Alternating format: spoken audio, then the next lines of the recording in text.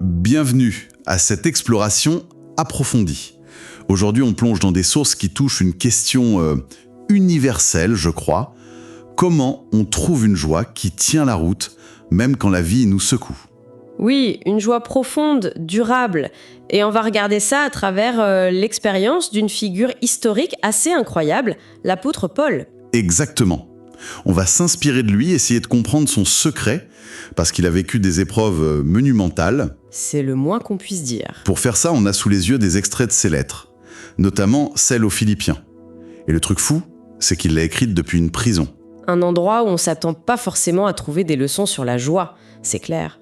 Et pourtant, cette lettre en est remplie. Incroyable, hein ? On a aussi des analyses de textes, des transcriptions d'enseignements audio qui creusent sa perspective. Certains, comme ceux de Andrew Wommack, proposent une lecture, disons, particulière. Expert speaker. Oui, on va regarder un peu tout ça. Host speaker. Notre mission, si on peut dire, c'est de décortiquer ces documents, extraire les clés, parfois un peu contre-intuitives, que Paul utilisait pour garder cette joie malgré tout. La persécution, la prison. Expert speaker. Comment il pouvait dire « réjouissez-vous depuis une cellule », en gros ? C'est ça la question de fond. C'est ça. Alors on y va, on essaie de décoder ça ensemble. Allons-y. Bon, pour commencer, le contexte. Paul, on a cette image de quelqu'un qui a énormément souffert. C'est pas faux. Non, c'est clair. Sa vie n'a pas été un long fleuve tranquille. Zen peut-être 17 fois. C'est énorme. Expert sticker. C'est vraiment frappant. Il y a un exemple qui me marque toujours, c'est dans les Actes des Apôtres. Paul et Silas, son compagnon, ils sont à Philippe, ils se font rouer de coups, jetés au fond d'une geôle. Vraiment le pire scénario, quoi. Et là, en pleine nuit, qu'est-ce qu'ils font ? Ils se mettent à chanter, à louer Dieu. Les autres prisonniers les entendent. Ça interpelle quand même, non ? Ah oui, ça défie un peu la logique humaine immédiate. Et ce que l'analyse des sources suggère, c'est que ce n'était pas juste une stratégie. Genre pour impressionner les gardes ou obtenir quelque chose. Voilà. Ou même une sorte d'arme spirituelle pour forcer leur libération, tu vois. Ça semblait plus être une expression authentique de leur relation avec Dieu, de leur amour pour lui, même là. Intéressant.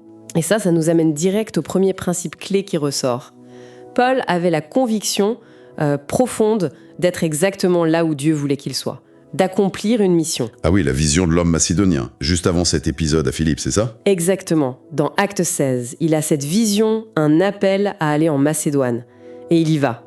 Cette certitude d'être à sa place, de faire ce qu'il devait faire, selon ses interprétations, ça apporte une satisfaction, une sorte de paix intérieure qui transcende les difficultés du moment. C'est le contraire de se sentir ballotté comme une feuille au vent, sans but précis. C'est tout à fait ça. Ne pas avoir l'impression d'être juste une victime des circonstances, mais un acteur dans un plan plus grand. Ah, donc savoir pourquoi on endure, même si ça reste dur, ça change tout. Ça change radicalement la perspective, ouais. Mais attention, et ça les sources le soulignent bien. Suivre cette voie divine, ça ne garantit pas du tout un chemin facile. La preuve, c'est Paul à Philippe. Il suit la vision et hop, prison. Exactement. Les circonstances extérieures, en fait, ne sont pas un indicateur fiable pour savoir si on est sur le bon chemin. C'est une idée reçue, ça. C'est contre-intuitif. Oui. Une des sources audio cite un exemple personnel de Wommack. Il raconte avoir déménagé à Pritchett, au Colorado, un endroit, paumé, sans potentiel apparent, humainement parlant. Et il dit y avoir trouvé la paix. Pourquoi ? Parce qu'il était convaincu, lui, de suivre une direction divine. Même si ça semblait absurde ou voué à l'échec pour les autres. Cette conviction d'être aligné avec un but plus grand, ça serait une première source de cette joie profonde. ce sens du but, ça semble aussi avoir un impact sur comment Paul voyait les autres, même depuis sa cellule. Je pense à Philippiens chapitre 1, Oui, versets 3 à 6. Il écrit qu'il prie pour eux, pour les Philippiens, avec joie. Il se réjouit de leur foi, de leur soutien.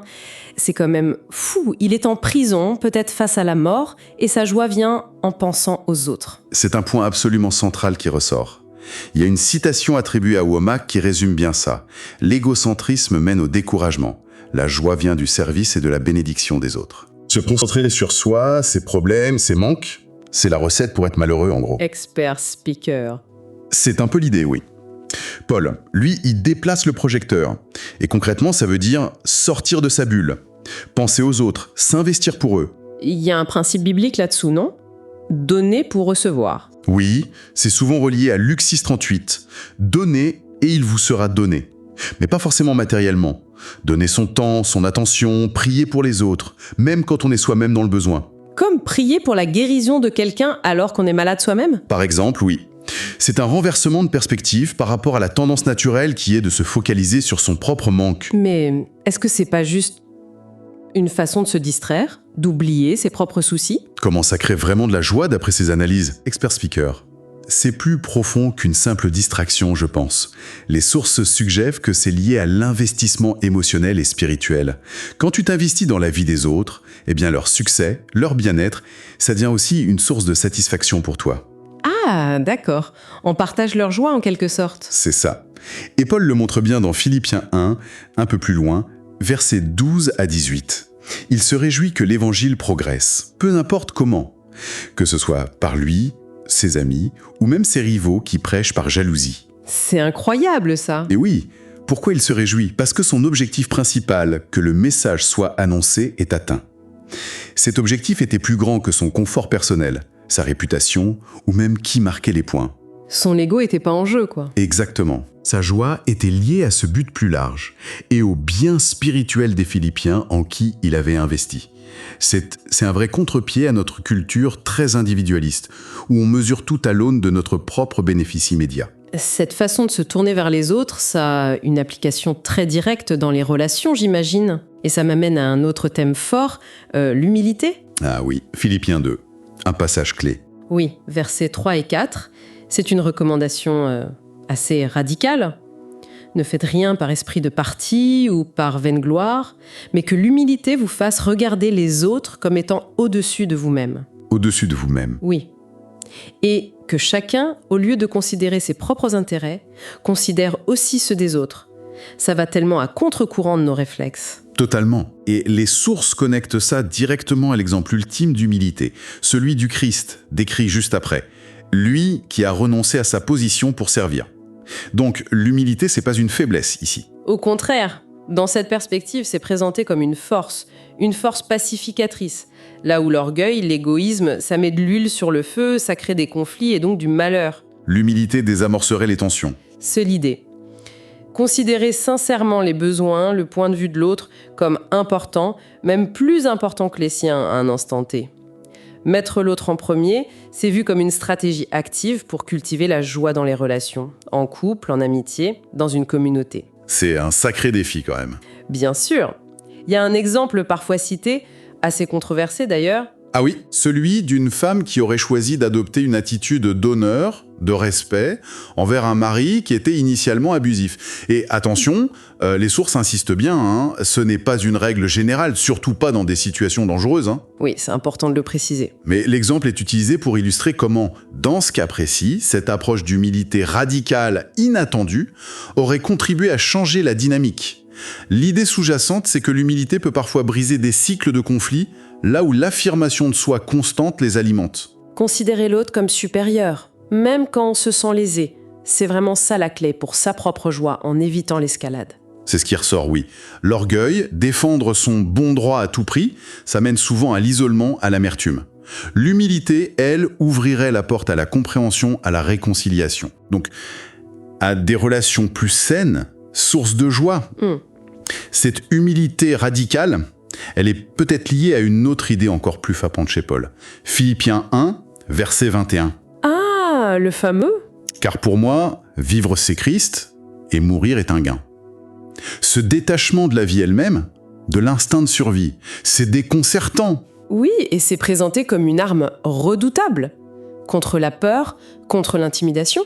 Comment ça ? Les sources suggèrent que notre attachement à nous-mêmes, notre vie, notre confort, notre image, c'est la porte d'entrée principale pour ce qu'elles appellent les attaques de l'ennemi ou simplement les manipulations psychologiques. Notre ego est notre point faible ? En quelque sorte. Mais si quelque chose devient plus important que soi-même, pour Paul c'était Christ, l'Évangile, eh bien les menaces personnelles perdent leur pouvoir. Si mourir est un gain, comment on peut t'intimider avec la mort ? Voilà, c'est le contre-pied total de la culture du moi d'abord, du développement personnel axé uniquement sur soi. C'est extrême comme pensée. Ça l'est. Et dans une autre lettre, 2 Corinthiens 4, il va jusqu'à dire que ces souffrances terribles, lapidation, naufrage, prison, la liste est longue. c'est ça. Il les appelle des légères afflictions momentanées. Légère. Oui, Pourquoi ? parce que son regard, dit-il, est fixé non sur le visible, le temporel, mais sur l'invisible, l'éternel. Il y a aussi une référence qui revient, Proverbe 13:10, « Ce n'est que par orgueil qu'on excite des querelles ». Ah, le lien avec l'humilité encore. Expert speaker. Exactement. Être mort à soi-même, dans cette optique, ça désamorce la colère, le conflit. Parce que l'offense personnelle n'a plus la même prise. L'ego n'est plus aux commandes, prêt à bondir. C'est trouver sa valeur ailleurs que dans l'approbation des autres ou sa propre préservation. C'est tout à fait ça. Womack raconte parfois son expérience au Vietnam face à un danger de mort et cette paix surnaturelle qu'il aurait ressentie. Il l'attribue à ce détachement. Sa mission était plus importante que sa survie. Trouver sa validation en Dieu, plutôt qu'en soi ou dans les circonstances, ce serait essentiel à cette liberté intérieure. Mort à soi-même. Ça reste très fort comme expression. Est-ce que les sources donnent des pistes pour cultiver ça au quotidien, face aux petites frustrations, pas seulement la mort ? L'idée, c'est pas de chercher la souffrance, c'est plutôt de détrôner l'ego comme centre de notre univers. Ça passe par se demander régulièrement « Qu'est-ce qui compte vraiment ? Mon confort ? Ma réputation ? Avoir raison ? Ou ce but plus grand ?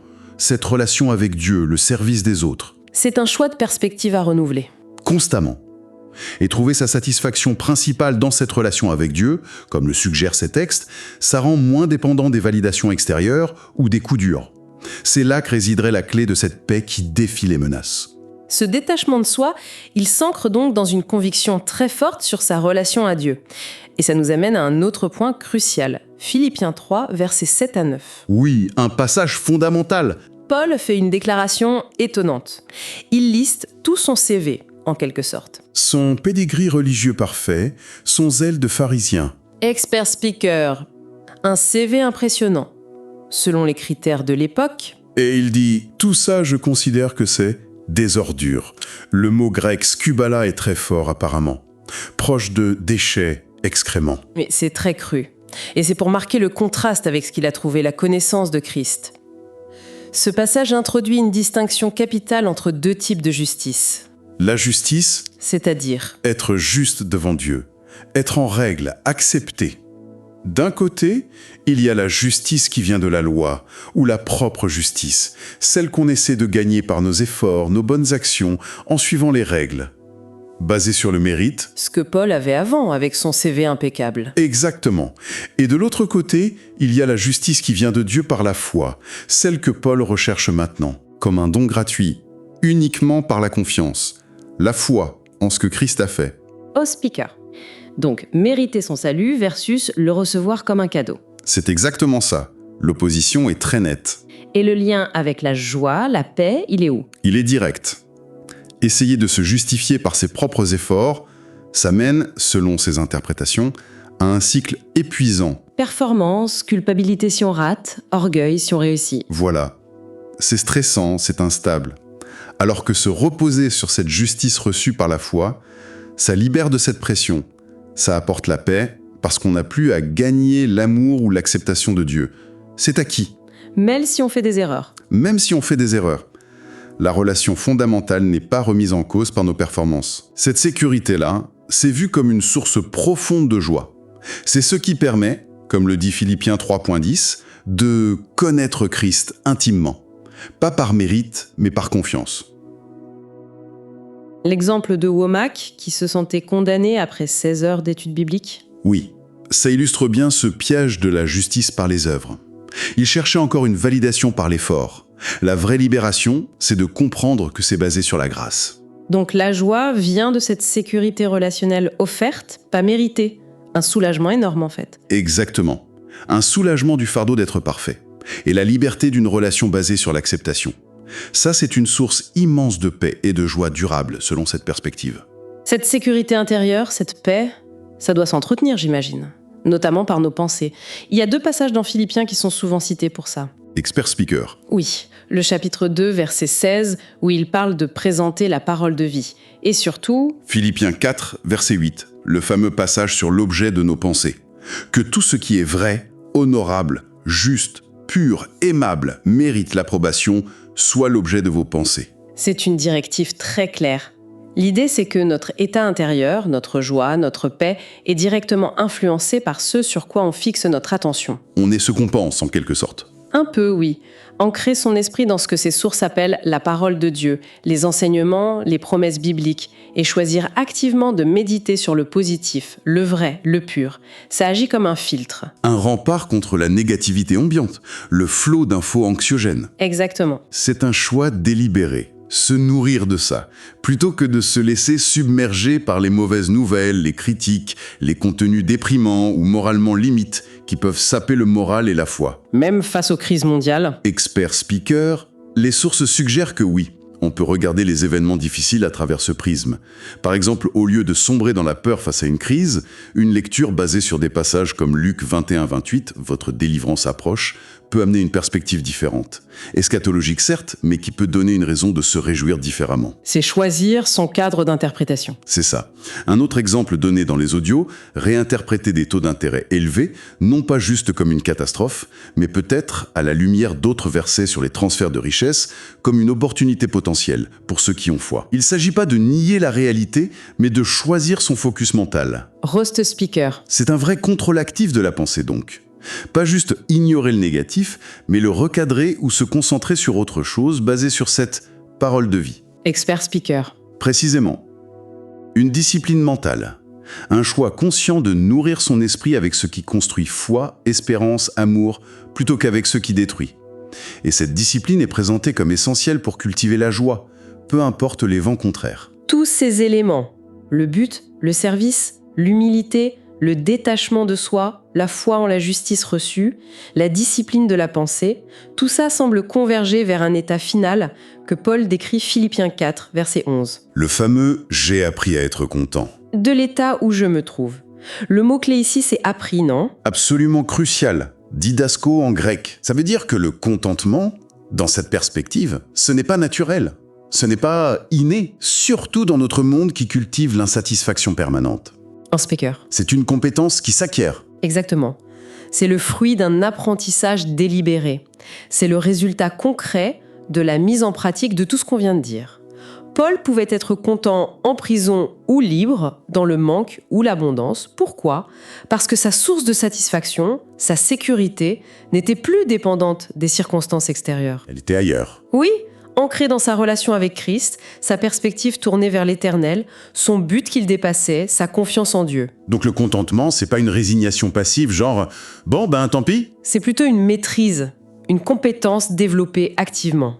C'est tout à fait l'interprétation qui ressort. Ces sources sur la joie de Paul, il semble que cette joie durable, elle dépend pas des circonstances, mais vraiment d'une posture intérieure. Oui, une posture cultivée. Ça découlerait d'abord d'un but clair, d'une mission qui nous dépasse. Ensuite, ce déplacement radical du focus, moins de moi, plus de Dieu et des autres. Avec la pratique active de l'humilité qui va avec. Puis ce détachement un peu fou par rapport à sa propre importance, sa propre survie. Ancré dans la confiance totale en cette justice reçue par la foi, pas par les œuvres. Exactement. Ajoutons la discipline consciente de la pensée. Choisir sur quoi on se concentre. Et tout ça mène à ce fameux contentement appris, une compétence qui se développe. C'est une belle synthèse. Et ça ouvre peut-être une piste de réflexion finale pour chacun, non ? Ah oui. Lesquelles ? Si Paul a trouvé une joie aussi résiliente, en déplaçant sa perspective au-delà de lui-même, de son confort immédiat, qu'est-ce que ça changerait pour nous, aujourd'hui, si on adoptait consciemment un but, une cause, une perspective plus large que notre simple bien-être personnel ou notre succès individuel. Comment ça pourrait remodeler notre expérience des défis quotidiens, petits ou grands ? Voilà, ça laisse à réfléchir, hein. Absolument. Une question essentielle à méditer. Bon, c'est sur cette question qu'on va se quitter pour aujourd'hui. Merci pour cette discussion. Expert Speaker, merci à toi, c'était passionnant.